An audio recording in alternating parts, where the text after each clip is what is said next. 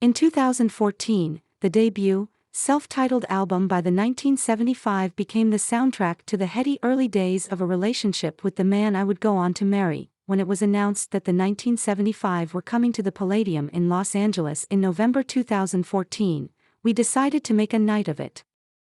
We got VIP tickets and booked a fancy dinner at a posh restaurant on Sunset Boulevard, just across the street from the venue. Entering the Palladium, we checked into the VIP lounge, which is a largish balcony on the venue's right-hand side. We were there early enough to snag spaces against the railing, so we camped out, guarding our space and our perfect view of the stage like wolves. As we waited for the 1975, we began to notice that the crowd below us was behaving strangely.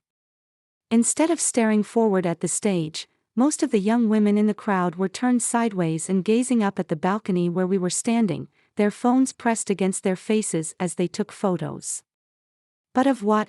We realized pretty quickly that the objects of their attention were about 15 feet to our left. Taylor Swift and Selena Gomez. Given the curve of the balcony in the VIP area, we had a pretty good view of the pair as they waved and blew kisses to the fans below, then turned their backs to the crowd, laughing and enjoying cocktails with their friends.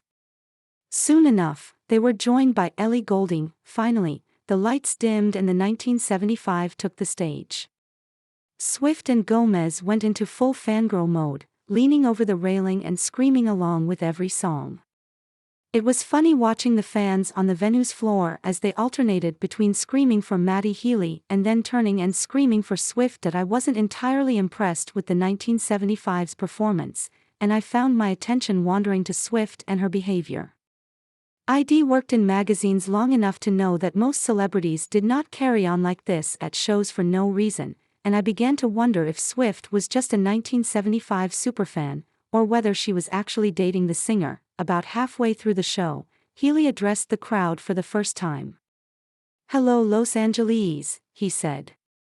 "We're actually moving here in April." Predictably, the crowd went insane at the news, and so did Swift, yelling "oh yeah" and raising her fists in the air.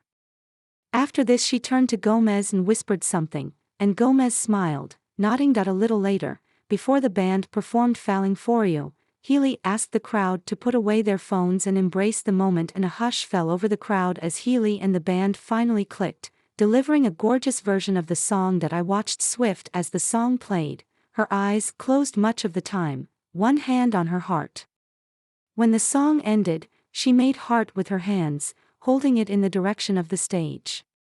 She seemed completely smitten with Healy. A few songs later, Healy unbuttoned his shirt, revealing his chest tattoo, and Swift screamed and fanned herself, making me laugh. "Thank you, you have successfully subscribed. Subscribe to newsletter. Subscribe by signing up. I agree to the terms and privacy policy and to receive emails from What's the Gossip Deal of the Day. Act fast, this Stanley Ice Flow tumbler is on sale. View deal. Check our latest news in Google News. Follow us. Check our latest news in Apple News. Follow us. You have successfully subscribed. By signing up, I agree to the terms and privacy policy and to receive emails from What's the Gossip. Check our latest news in Google News. Check our latest news in Apple News. But the best moment came at the show's end. After saying that Chocolate was to be their last song of the night, the crowd would not let the band leave, especially since they had not played their biggest hit, Sex. Suddenly, the entire venue began to chant "We want sex, we want sex," and Swift and Gomez chimed in, leaning over the railing and banging their hands in time with the call, yelling the same and laughing. Finally, the band played the song and the place went wild. While the song was still being played, Swift and Gomez made their exit, not taking the stairs that lead down into the crowd, opting for the elevator at the rear of the balcony. A few days later, I heard that Swift and Healy were indeed dating. It was not a surprise, and when the 1975 released their sophomore album a couple of years later, it was definitely fun to guess which songs were about Healy's breakup with Swift.